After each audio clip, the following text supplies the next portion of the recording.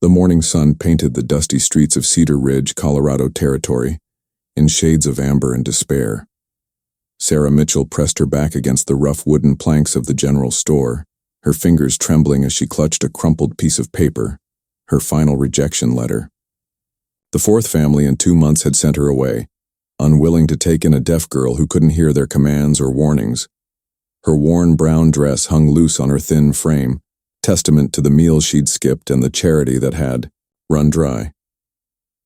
The townspeople moved past her like she was invisible, their lips moving in conversations she could never join. Mrs. Henderson from the boarding house had made it clear that morning, 3 days to find somewhere else to go, or she'd be turned out onto the street.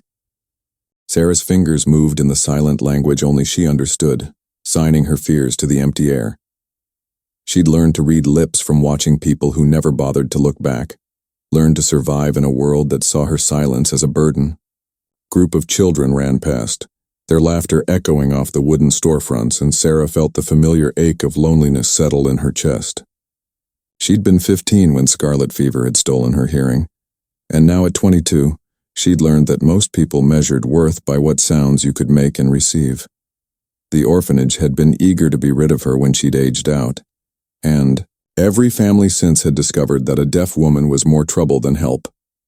The paper in her hand contained the address of one final possibility: a widowed lumberjack with 4 sons living in the mountains outside town. Word was he needed help with cooking and cleaning, someone willing to work hard for basic shelter and food. Sarah smoothed the wrinkles from the letter, knowing this was likely her last chance before winter set in. The mountains already wore caps of snow, and survival alone in the coming months would be impossible. She gathered her few possessions, a threadbare shawl, her mother's Bible, and a small bag of cornmeal, and began the long walk toward the timber country. But what she didn't know was that her arrival would change not just her own fate, but the destiny of 5 lonely souls who had forgotten what it meant to be a family. Would a house full of men who'd grown hard from loss find room for a woman who spoke only in silence? The answer waited in the mountains, where the sound of axes rang through the forest, and 4 boys had been waiting for someone to teach them that strength could be gentle. The mountain trail stretched ahead like a ribbon of uncertainty, each step taking Sarah further from the familiar cruelty of town and deeper into the unknown. Pine trees towered above her, their branches heavy with the promise of early snow, and the air grew thinner with each mile. Her feet, clad in worn leather boots that had seen too many roads, began to ache against the rocky path.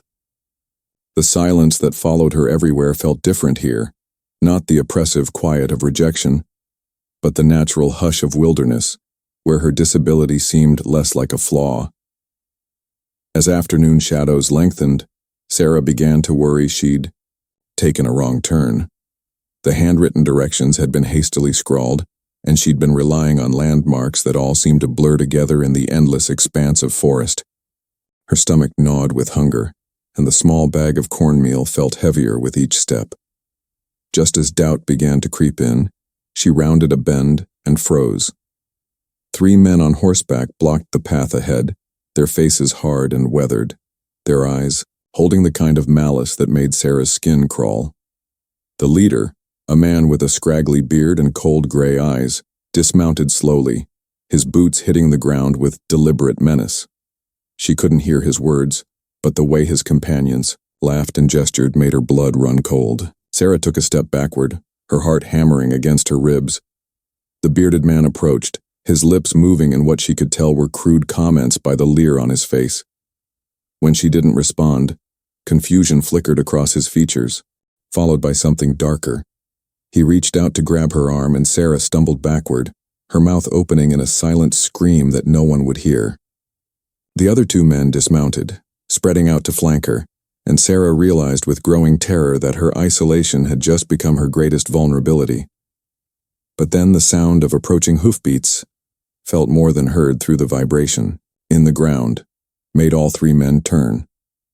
A massive figure on horseback emerged from the trees, and Sarah's breath caught in her throat. The man was built like the mountains themselves, broad-shouldered and solid, with dark hair and eyes that seemed to take in everything at once.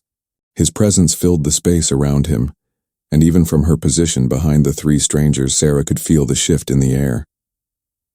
The newcomer's voice, when he spoke, must have carried the authority of someone not to be crossed, because the three men immediately stepped back from Sarah. The bearded leader's posture changed from predatory to defensive, and heated words were exchanged that Sarah couldn't follow. But she could read the language of power, and it was clear that this mountain man commanded respect in ways that had nothing to do with volume. The confrontation ended as quickly as it had begun, with the EI's three men mounting their horses and riding away with backward glances full of resentment. Sarah stood frozen in the middle of the trail, her whole body trembling from the encounter, unsure whether her rescuer represented safety or a different kind of danger. The mountain man dismounted with careful deliberation, his movements suggesting someone accustomed to not frightening the animals he encountered. When he approached her, Sarah instinctively stepped back, but something in his eyes made her pause.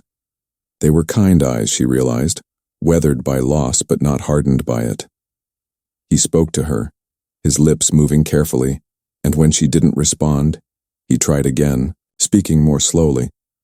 Sarah realized he was asking if she was hurt, and she shook her head, then pointed to her ears and moved her hands in the universal gesture for deafness. Understanding dawned across his weathered features, followed by something that looked like recognition. He nodded slowly, then pointed to himself and mouthed what must have been his name, Thomas Wheeler. Then he gestured down the trail in the direction she'd been heading and raised his eyebrows in question. Sarah pulled out the crumpled letter, with his address, and his expression shifted to surprise, then something that might have been relief. Thomas Wheeler studied her for a long moment, taking in her worn dress, her thin frame, and the determination in her eyes that hadn't been broken despite everything she'd endured. He seemed to be making some kind of internal calculation, weighing risks and possibilities.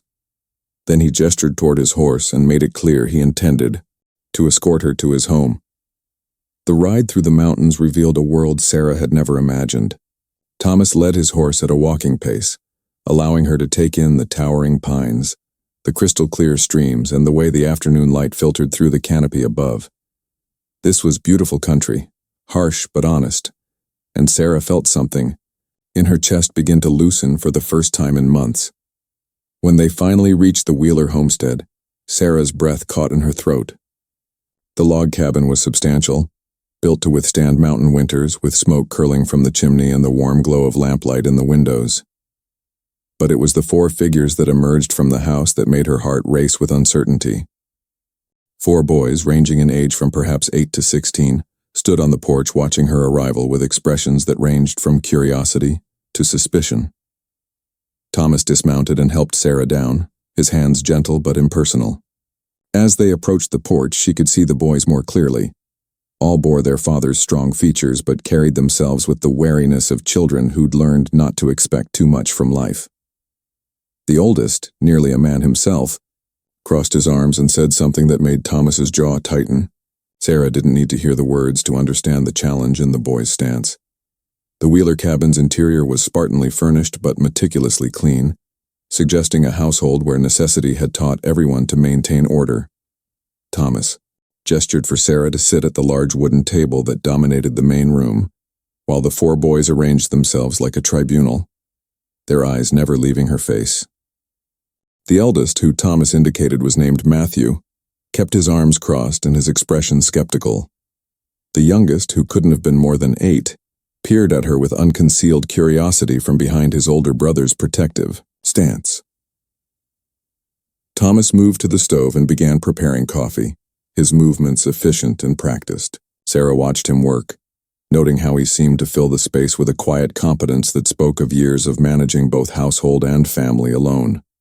When he set a cup before her, the warmth that spread through her hands felt like the first kindness she'd received in months. The conversation that followed was halting and difficult. Thomas spoke slowly, enunciating clearly so Sarah could read his lips, while the boys watched this accommodation with varying degrees of interest and impatience. Sarah gathered that their mother had died 2 years ago, leaving Thomas to manage both his logging business and 4 grieving sons. He'd been looking for help with cooking, cleaning, and the basic household management that had become overwhelming. Matthew, the eldest, made his disapproval clear through his body language and the sharp words he directed at his father. Sarah caught fragments, something about another mouth to feed and what use is someone who can't hear danger coming. The second son, who appeared to be around 14, remained silent but watchful, while the 2 younger boys seemed more intrigued than hostile. Thomas's response to his son's objections was measured but firm, and Sarah could see the family dynamics at play. This was a man who'd been trying to hold everything together through sheer force of will, and the strain was beginning to show. The boys had clearly been managing more responsibility than their ages should require, and the household felt like a place where survival had taken precedence over living. When Thomas finally addressed Sarah directly, his offer was simple and practical. Room and board in exchange for household help, with the understanding that she'd be expected to earn her keep. No charity, no pity, just honest work for honest compensation. Sarah felt tears prick her eyes at the straightforward dignity of the arrangement.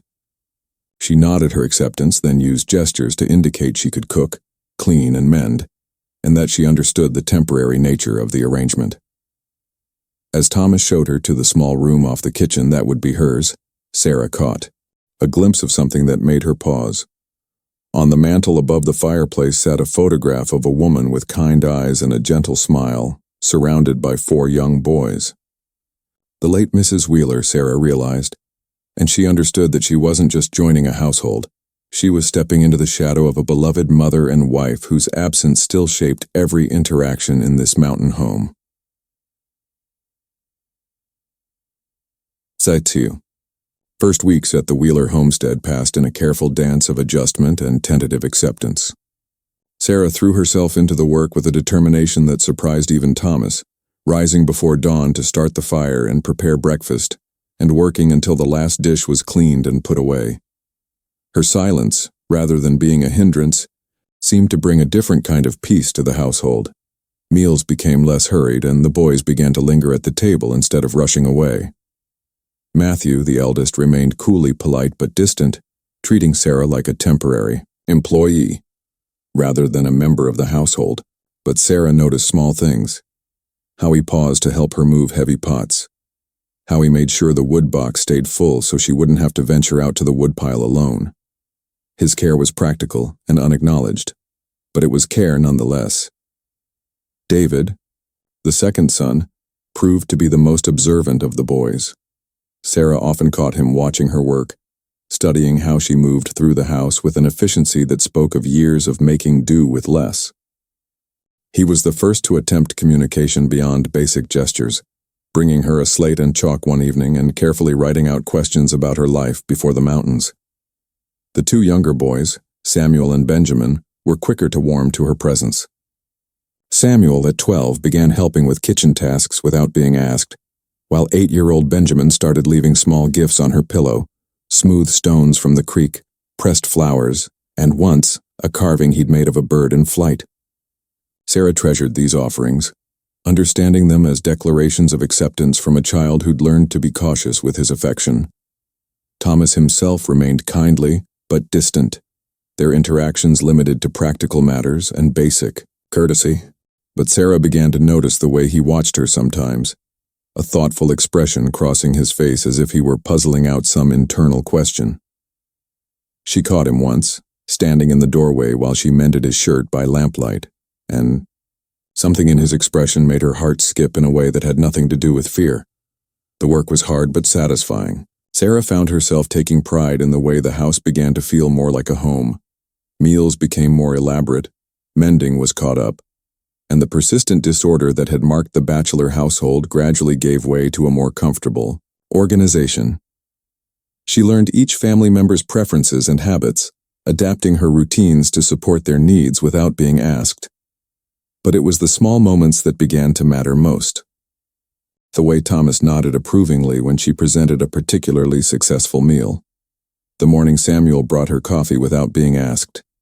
The evening David showed her his collection of books and began reading aloud. enunciating clearly, so she could follow along. Even Matthew's grudging respect when she successfully preserved the late tomatoes from the garden before the first frost.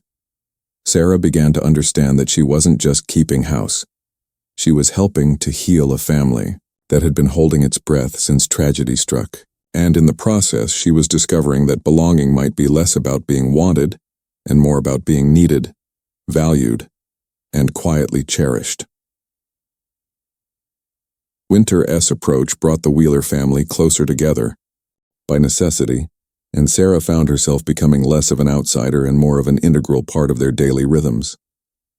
The evening ritual of gathering around the fireplace became a time when barriers seemed to lower, and she began to understand each family member's unique personality and needs. David continued his practice of reading aloud, choosing books that painted pictures with words Sarah could visualize. Samuel started teaching her the card games the family played, patiently explaining rules through gestures and written notes. Even Matthew began to thaw, though his acceptance came in characteristically practical ways. He started consulting her about household decisions, asking her opinion on everything from winter food storage to the best way to organize the workshop. Sarah realized that he was treating her like a partner in managing the family's welfare, and the respect implicit in that treatment meant more than any verbal welcome could have.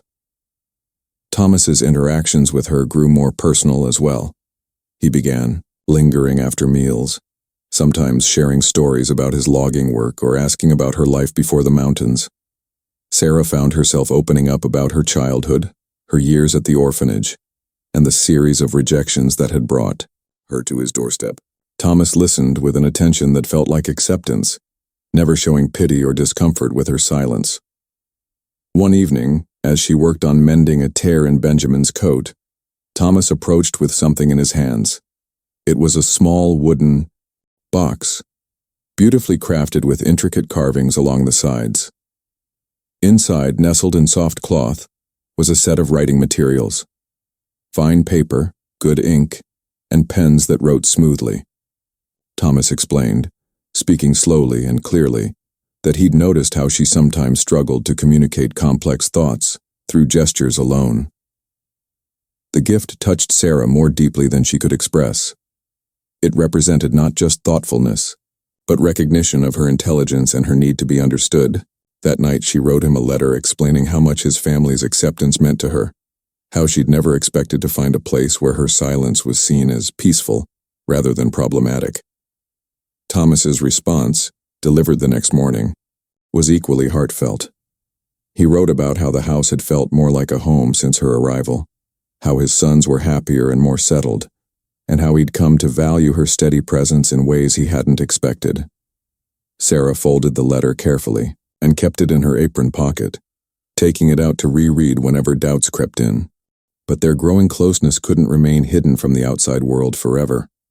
Mrs. Henderson from the boarding house had been spreading talk in town about the deaf girl living up in the mountains with a widower and his sons. The gossip had reached the ears of people who thrived on judgment and moral outrage, and Sarah had no idea that her newfound happiness was about to be threatened by those who couldn't understand that family could be formed by choice rather than blood. The trouble arrived on a cold December morning in the form of 3 stern-faced men from the town council, accompanied by the territorial sheriff and Mrs. Henderson herself. Sarah was hanging laundry when she felt the vibration of multiple horses approaching, and her heart sank as she recognized the boarding house keeper's pinched features among the group. Thomas emerged from the workshop, his expression growing dark as he took in the delegation's purpose. The confrontation that followed was heated and public, with the men demanding to inspect the living arrangements and questioning the propriety of a single woman living with an unmarried man and his sons. Mrs. Henderson's testimony was damning. She'd convinced the council that Sarah was living in sin, that the boys were being corrupted by the arrangement, and that the whole situation was a scandal that reflected poorly on the community's moral standards. Sarah stood frozen on the porch, watching the argument unfold through the language of gestures and expressions. She could see Thomas's growing anger, the way his hands clenched into fists as he defended her character and their arrangement. Matthew stepped up beside his father, his young face set with determination, as he added his own voice to the defense. David and Samuel flanked their older brother, while Benjamin pressed close to Sarah's side, his small hand slipping into hers in a gesture of solidarity. The sheriff, a fair-minded man named Peterson, tried to mediate, but the council members were inflexible. They demanded that Sarah leave immediately, threatening to involve territorial authorities if Thomas didn't comply. Mrs. Henderson's satisfaction was evident as she watched Sarah's face crumple under the weight of impending loss. But then something unexpected happened. The people of Cedar Ridge began to arrive, not to support the council's position, but to defend the Wheeler family. The general store owner spoke up about how well-behaved and helpful the boys had become since Sarah's arrival. The doctor mentioned the improved health and spirits of the entire family. Even the school teacher, a stern woman named Miss Crawford, testified to the positive changes she'd observed in the younger boys. The tide began to turn when old Henrik Larson, the most respected man in the territory, rode up to the gathering. His opinion carried weight that even the council couldn't ignore, and his assessment of the situation was characteristically direct. He'd been watching the Wheeler family for months, he said, and he'd never seen a more proper or beneficial arrangement. Sarah's character was unquestionable. The children were thriving, and any suggestion of impropriety was nothing more than malicious gossip. The council members found themselves outnumbered and outgunned by public opinion, but they weren't ready to back down entirely. They demanded guarantees about the propriety of the arrangement, ongoing supervision, and regular reports about the household's management. Sarah felt her heart sink as she realized they were turning her life into a public spectacle, subject to constant scrutiny and judgment. Thomas Wheeler had endured enough scrutiny and judgment for one lifetime. Standing on his own land, watching bureaucrats and busybodies attempt to destroy his family's happiness, he felt something crystallize inside him, a decision that had been building for weeks without his conscious acknowledgement. The protective instinct that had driven him to rescue Sarah from the men on the mountain trail now expanded to encompass something far more profound. He stepped forward, his voice carrying the authority of a man who'd made his choice and wouldn't be swayed. What he said next surprised everyone present, including Sarah herself. He announced his intention to marry her, not as a capitulation to social pressure, but as a public declaration of his commitment to their family unit. The marriage would be real, he stated firmly, based on mutual respect, shared purpose, and growing affection that had developed naturally over the months they'd lived together. Sarah felt the world tilt around her as she processed Thomas's words. This wasn't the romantic proposal she'd dreamed of as a young girl, but it was something perhaps more valuable, a mature decision made by a man who valued her enough to bind his life to hers in the face of public pressure. The practical nature of the arrangement didn't diminish its significance. If anything, it made it more precious because it was grounded in reality rather than fantasy. The council members found themselves checkmated by this development. A proper marriage would eliminate all grounds for their complaints, and Henrik Larsson's approving nod made it clear that the community's most influential citizen supported the union. Mrs. Henderson's face flushed with frustration as she realized her campaign of moral outrage had backfired spectacularly, but the real validation came from the Wheeler boys themselves. Matthew stepped forward to shake Sarah's hand formally, his young face serious as he welcomed her officially into the family. David grinned and hugged her impulsively, while Samuel and Benjamin whooped with joy. Their mother had been gone for 2 years, and while no one could replace her, Sarah had proven that love could grow in different forms and still nurture a family. Sheriff Peterson, relieved to have the matter resolved without further conflict, volunteered to perform the ceremony himself, having been granted the authority to officiate at weddings in his capacity as a territorial officer. The impromptu wedding that followed was unlike anything Sarah had ever imagined. Standing in the snow outside the mountain cabin, surrounded by neighbors who'd come to defend her right to belong, promising to love and honor a man who'd chosen her when others had rejected her. As Thomas slipped his mother's ring onto her finger, Sarah felt tears freeze on her cheeks.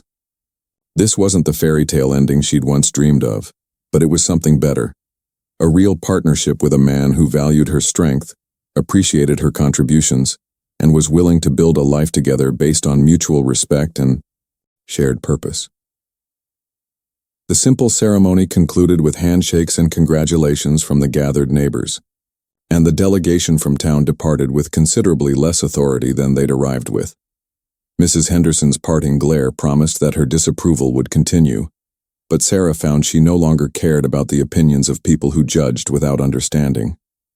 She had a family now, legally and morally, and that belonging felt more solid than any approval from strangers. The evening that followed was both ordinary and extraordinary. Sarah prepared dinner as usual, but now she did it as Mrs. Wheeler, with a gold band on her finger and a new legal status that no one could challenge. The boys seemed to understand the significance of the change, treating her with a combination of their usual affection and new respect for her official position in the family. Thomas approached her as she finished the washing up, his expression serious but kind. He spoke carefully, making sure she could read his lips as he explained how their marriage would work practically. They would share the household responsibilities as they had been doing, but he wanted her to know that he considered her an equal partner in all decisions affecting the family. He'd respect her need for privacy and wouldn't pressure her for intimacy until and unless their relationship developed naturally in that direction. Sarah appreciated his directness and consideration, understanding that he was trying to remove any anxiety she might feel about the sudden change in their circumstances. She wrote him a note expressing her gratitude for his patience and her commitment to being a good wife and mother to his sons. Thomas read it carefully, then looked up with a smile that made her heart flutter in ways she wasn't quite ready to examine. Over the following weeks, Sarah began to understand the difference between living in a household and truly belonging to a family. The boys started bringing their problems to her as well as to their father, seeking her advice on everything, from schoolwork to social conflicts. Thomas consulted her about business decisions, trusting her judgment on matters that affected their financial security. She found herself thinking in terms of we and our rather than I and my. The transformation wasn't without its challenges. Sarah had to learn to navigate the complex emotions of mothering children who weren't biologically hers, while the boys had to adjust to having a woman's authority in their lives again. There were moments of friction and misunderstanding, times when her deafness complicated discipline or safety issues. But each problem they solved together strengthened the bonds between them. As winter deepened and the mountain passes became impassable, the Wheeler family found themselves isolated together, in the best possible way. The enforced intimacy of the small cabin during the coldest months created opportunities for deeper understanding and connection. Sarah learned each boy's fears and dreams, while they came to appreciate her wisdom and gentle strength. Thomas began to look at his wife with something that went beyond gratitude and respect. He found himself watching her as she worked, appreciating the grace with which she moved through their home, the patience with which she handled his son's various crises, and the quiet contentment that seemed to radiate from her when she thought no one was looking. Spring's arrival brought a thaw that was both literal and metaphorical, as the Wheeler family emerged from their winter cocoon, forever changed by the months of shared isolation and growing trust. Sarah had become not just a wife and stepmother, but the emotional center around which the entire household revolved. Her quiet strength had given Thomas the support he'd needed to be a better father, while her patient love had helped each of the boys heal from their mother's loss in their own way. The logging season brought new challenges and opportunities. Thomas's business had grown substantially, thanks in part to Sarah's organizational skills and her ability to manage the household efficiently, while he focused on the demanding physical work. She'd developed a system for tracking expenses, managing inventory, and even negotiating with suppliers through written correspondence that impressed everyone with its clarity and business acumen. Matthew, now approaching his 17th birthday, had become Thomas's full partner in the logging operation, and his relationship with Sarah had evolved into something approaching friendship. He sought her advice on matters of the heart when a young woman from town caught his attention, and Sarah found herself playing matchmaker with the same thoughtful consideration she brought to everything else. David discovered that Sarah's deafness had sharpened her other senses remarkably, and she began teaching him to read people's emotions and intentions through their body language and facial expressions. Samuel and Benjamin, now 13 and 9 respectively, had adapted so completely to communicating with their stepmother that they often forgot she couldn't hear them, chattering away in sign language they'd created together. The town's attitude toward the Wheeler family had shifted dramatically over the course of the year. Sarah's competence and character had won over even some of her harshest critics, and the obvious happiness and prosperity of the entire family served as a testament to the success of their unconventional arrangement. Mrs. Henderson's continued disapproval was now seen as petty and mean-spirited rather than morally justified. But the most significant change was in the relationship between Thomas and Sarah themselves. What had begun as a practical arrangement had deepened into something that looked very much like love, though neither had yet found the words to express it. Thomas found himself seeking Sarah's company not just for practical reasons, but because her presence brought him a peace he hadn't known he was missing. Sarah, for her part, discovered that her respect and gratitude had grown into something warmer and more personal. The moment of truth came on a warm evening in late spring, as they sat together on the porch watching the sun set over the mountains. The boys were occupied with their own activities, and for once Thomas and Sarah had a moment of privacy to simply be together. Thomas turned to her, his expression serious but gentle, and began to speak slowly and clearly about how his feelings had changed over the months of their marriage. Sarah listened with her heart racing, reading not just his words but the love evident in his eyes and the tenderness in his expression. When he finished, she reached for the slate they kept handy for complex communications and wrote her own declaration, that she had come to love not just their life together, but him, Thomas Wheeler, the man who had seen her worth when others saw only her limitations. Their first real kiss there on the porch of their mountain home was witnessed only by the stars and the whisper of wind through the pine trees. It was a kiss that sealed not just their marriage contract, but their commitment to the love they'd built together one day at a time, one challenge at a time, one moment of understanding at a time. The deaf girl who had been rejected by everyone had finally found her place in the world, not as someone's burden or charity case, but as the beloved heart of a family that had chosen her as much as she had chosen them. And in the mountains of Colorado Territory, surrounded by the men who had become her world, Sarah Wheeler discovered that sometimes the most beautiful sounds are the ones that exist in the silence between heartbeats, in the space where love grows, without words, nurtured by actions and sustained by the quiet certainty that belonging is something you build, not something you're given. In the end, her deafness had not been a limitation but a gift. It had taught her to see what others missed, to value what others took for granted, and to find her voice in the language of love that speaks louder than any words ever could.